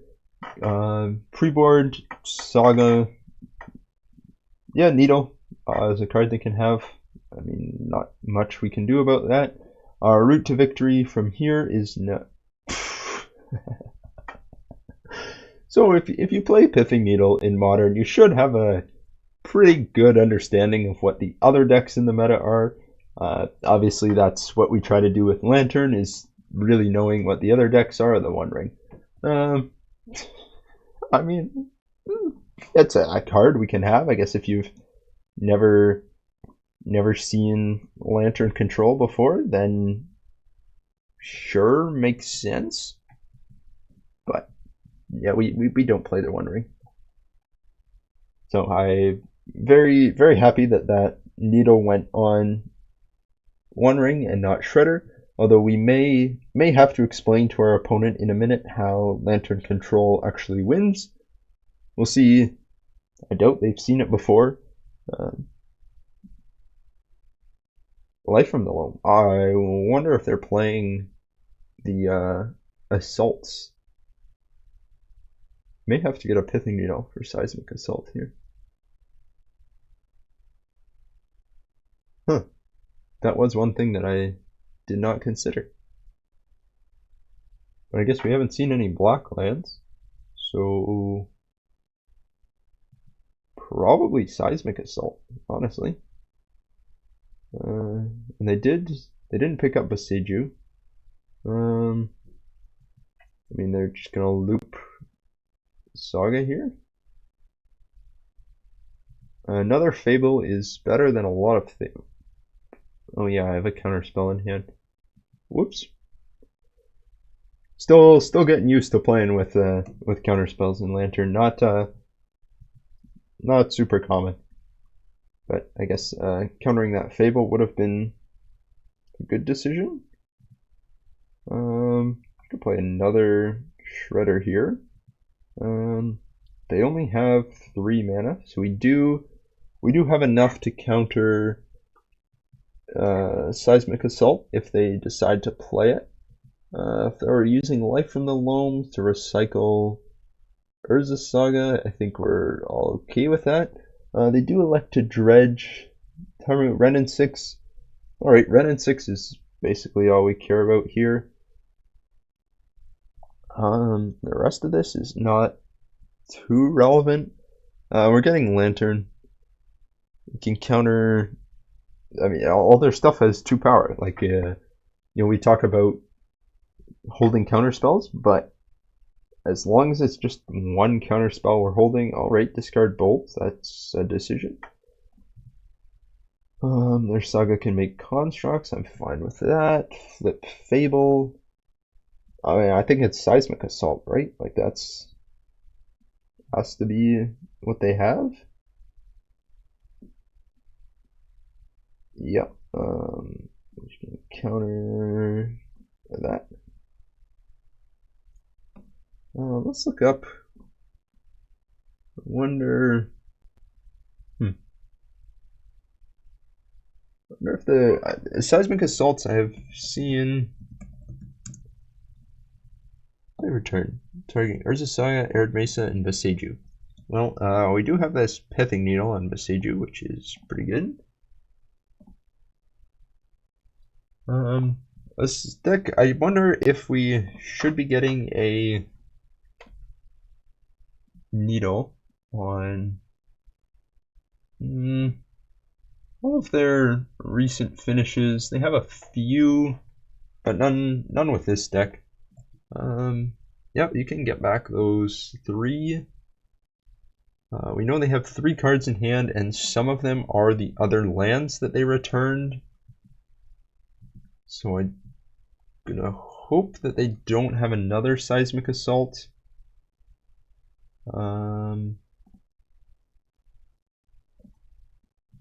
Yeah, we're just gonna float mana, grab Lantern, keep them off of Seismic Assault.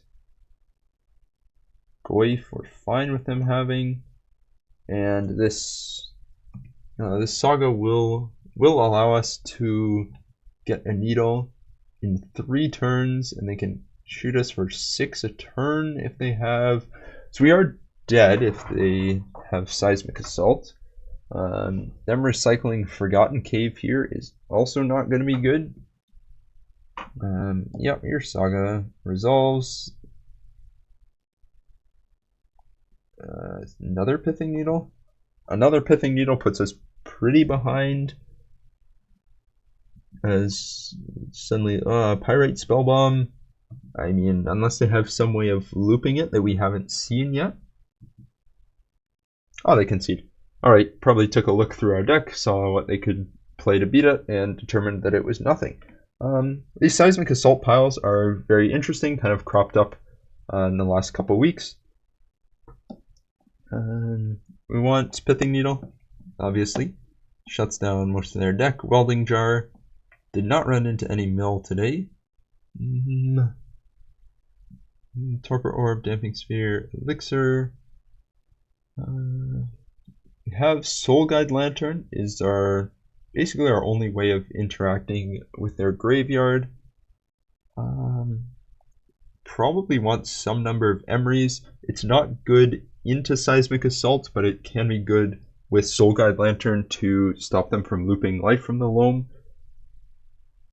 Just gonna bring in these 5. This has basically been like the 5 we've brought in like all of these matchups. A few of these cards came in, but did feel like this is getting the most work out of our sideboard. Emry is definitely one that I think you should actively look to bring in, where every matchup as you go into sideboarding, you should be like, your first thing is this an Emry matchup, and how can I make her fit? She's just so powerful. Like, very underplayed card in Modern for what she does. Doesn't fit in a ton of shells, but I think like she's so underplayed in modern. I think we cut the. I don't totally want to cut the cookbook. Counterspell, probably slow. And Pixis is good against Life from the Loam.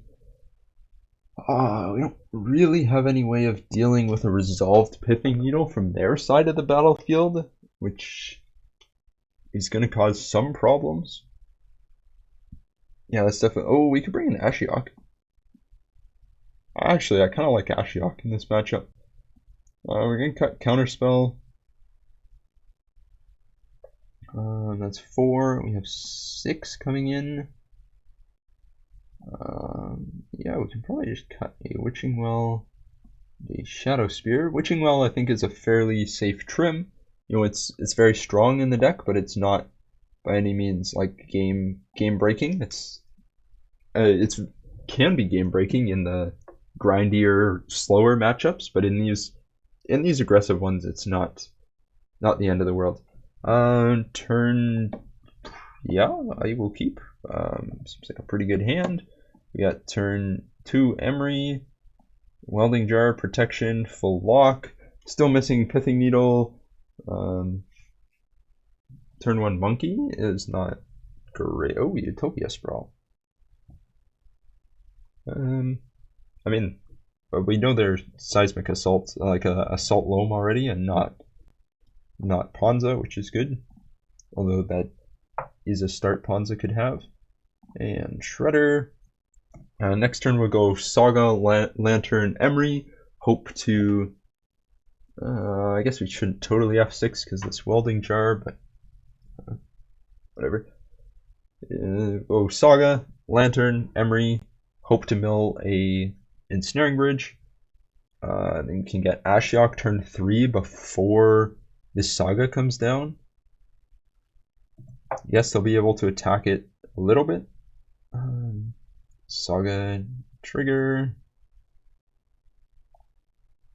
Lantern of Insight. Engineered Explosives. That will be a card we mill. Thank you. Scooch on over. And Emry. Mills. Another Product Shredder. The Whir of Invention. We still gotta find. Have to find Saga.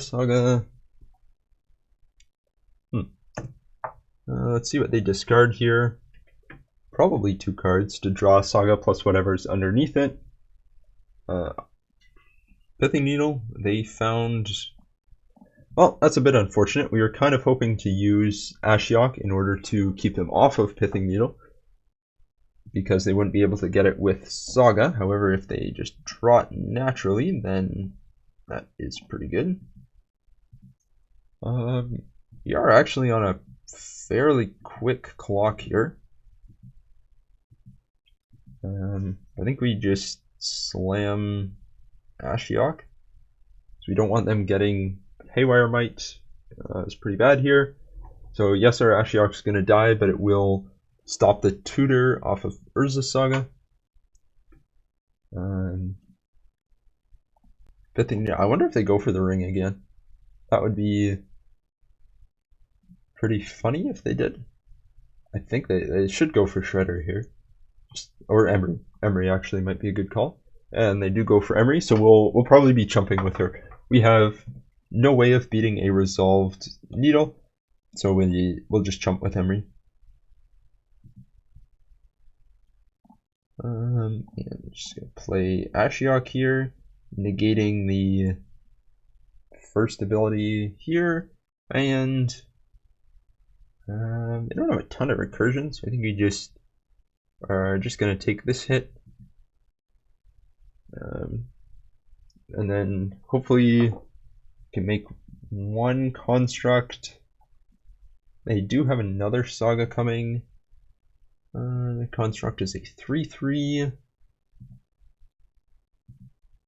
They don't get to search off of Saga.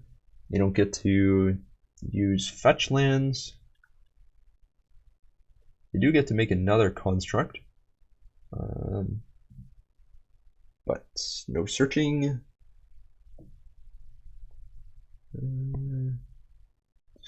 Fable flipping. Okay, we do kind of need a bridge here. Assume they go after Ashiok. Yep, both of them. We will yield to this trigger. And we're going to chump with Emry. And then probably mill the Saga. End step here, as it's not really relevant. Like, if we find a bridge here, we are like insanely far ahead. So I think it's worth going for. Witching Well.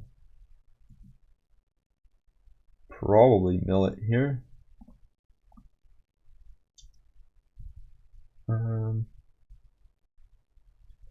Well, sometimes the high.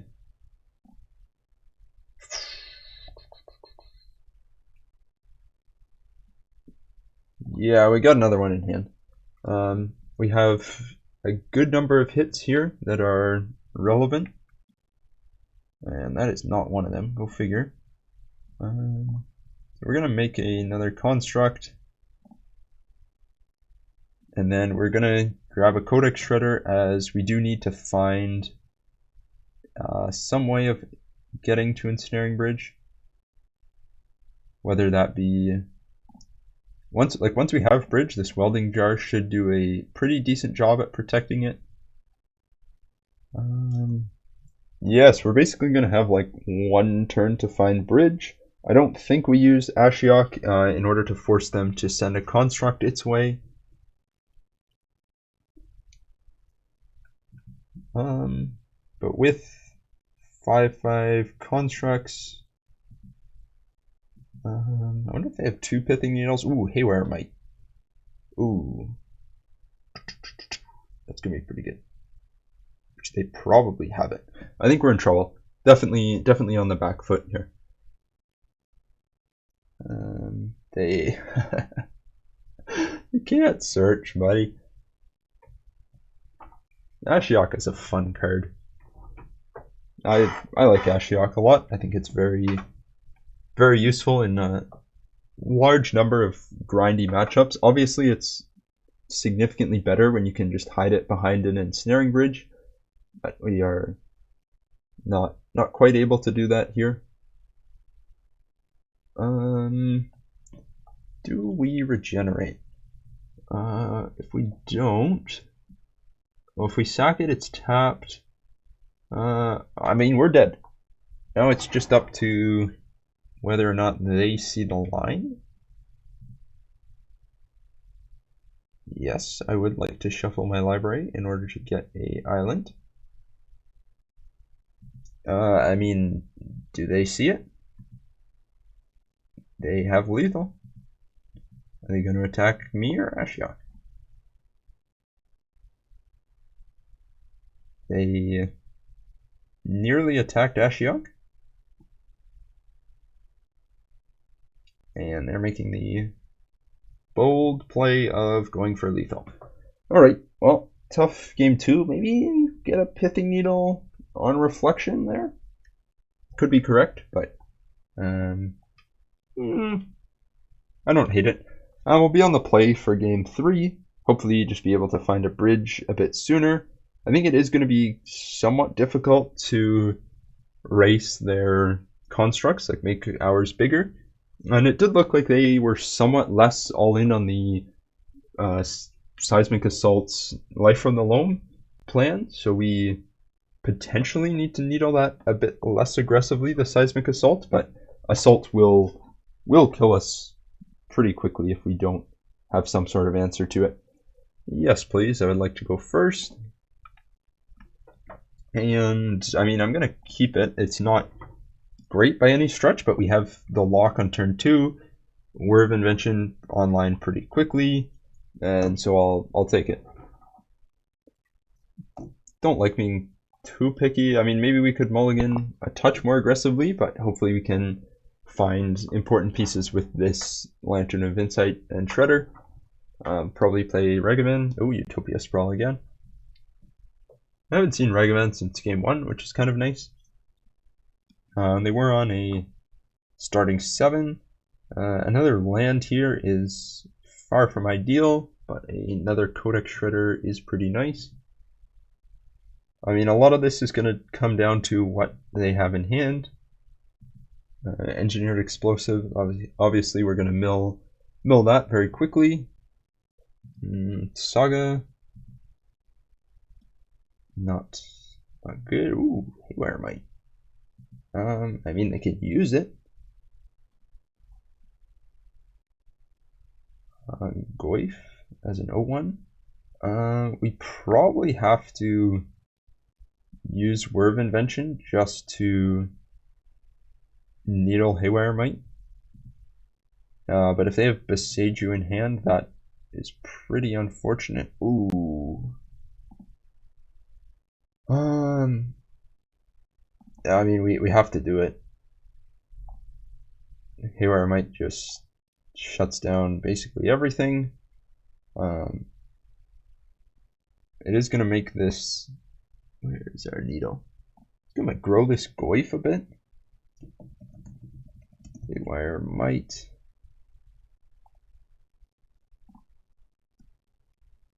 I mean, far from ideal. Okay, Witching Well I like drawing here. And hopefully between it and double Shredder we can find a bridge. Saga is probably going to get Pithing Needle. So then we just need to find our Pixis. They can make pretty large constructs. The Beseiju is very good here if they have it. Get in for 3. I mean, their clock's speeding up quickly, that's for sure. And, not a great position. It is going to be a bit of an uphill battle. Beseiju, obviously we got to mill that.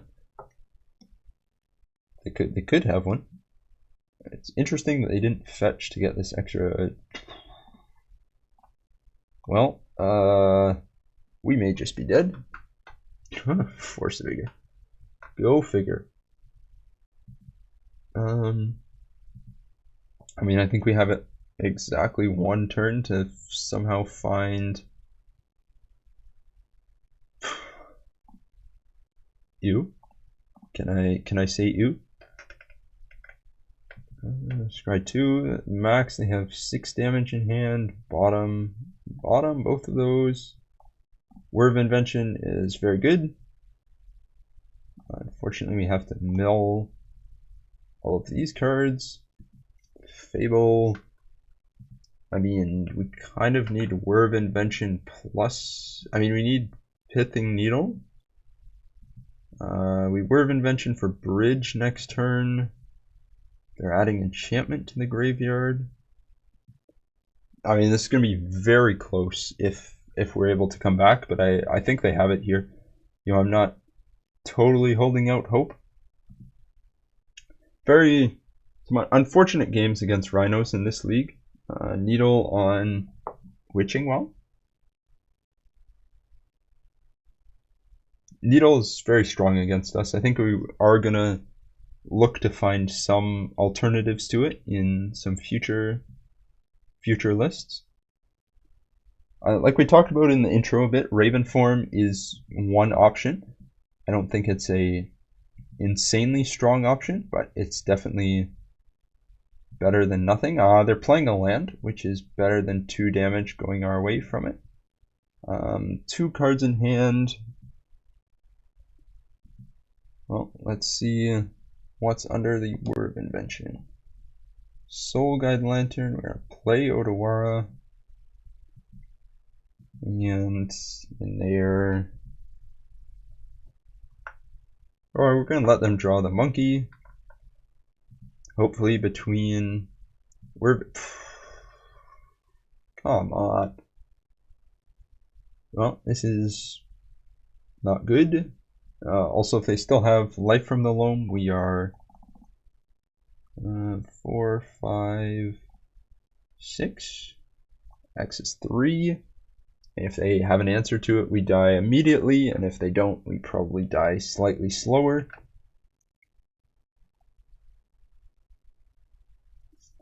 And classic lantern shuffle, and the top card not changing. And they do have an answer to it. No, they got a fable. We do have to get rid of this Beseju relatively quickly. The most they can have currently is 4 damage in hand.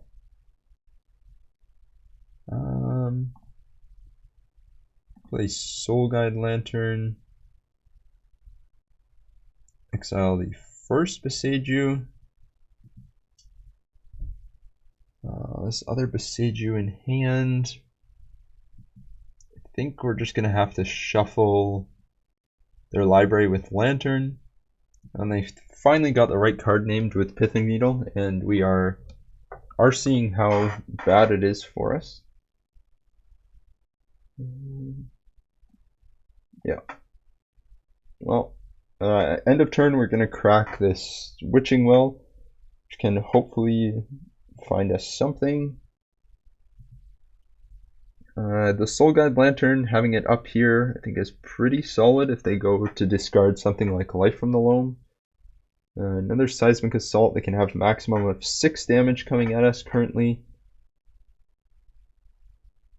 If their hand is all lands. And we're very behind here, but not dead. So, you know, there is always a chance with Lantern. You know, you never, I mean, sometimes you're totally dead, but usually Lantern is a deck with a lot of agency. You know, your decisions are very relevant. You know, some decks are much more autopilot. Word of Invention does help significantly here. Lovely. 2, 3, 4.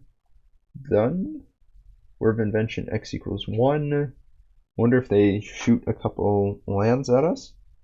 I also wonder if it was correct to tap for 3 there, just to have the option of getting Seismic Assault.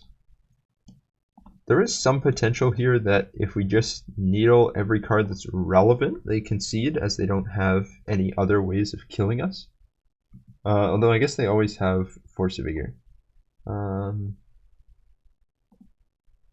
Bottom, top. Shredder, which is useless here, but let's see if they draw a bridge answer. Flipped Fable, we're not too worried about. We would like, I guess we only have 1 Word of Invention left, which isn't a lot. Academy Ruins would be good. With Academy Ruins, we can start recycling something like Soul Guide Lantern. Emry would be very strong here. I mean, we know we're drawing a Lantern. Good game. Yep. Alright, well, they drew their card before we drew ours. I think it was still correct to get that needle. Overall, if we go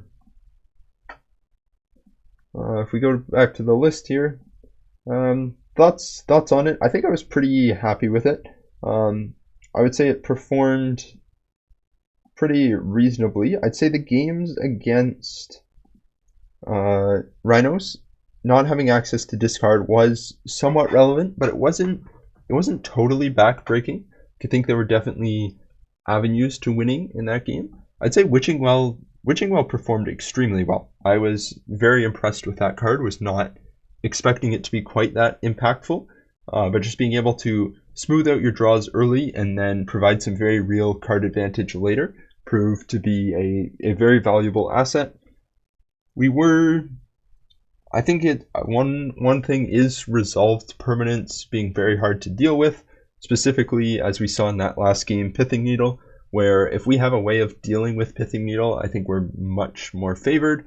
So whether that's keeping the core kind of mono blue shell, I could see trying to keep a lot of these ideas and potentially switching into blue white, giving us access to prismatic ending, like just mainly splashing white for pending or splashing white for portable hole.